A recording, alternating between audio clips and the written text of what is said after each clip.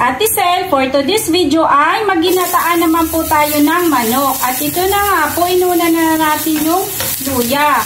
I-brown lang po natin ito. Bawang,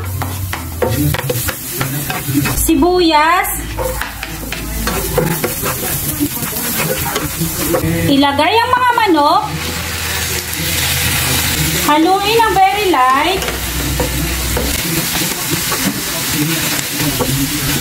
paminta powder, patis, sangkutsaing mabuti para maalis yung lansa ng manok.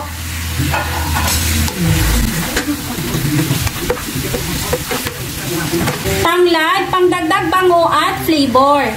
Takpan hanggang magbawis ang mga chicken. Maglagay ng tubig.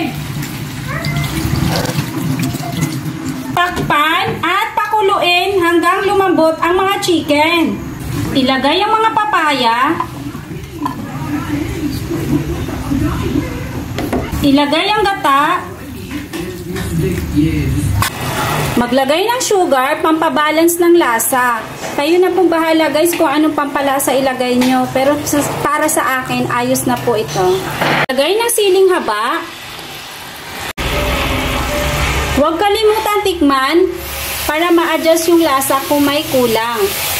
At ito na po guys, luto na po ang ating ginataang manok. Yun lang po guys. Thank you for watching. And please don't forget to subscribe my YouTube channel, Cooking by Ate Sel. Ingat!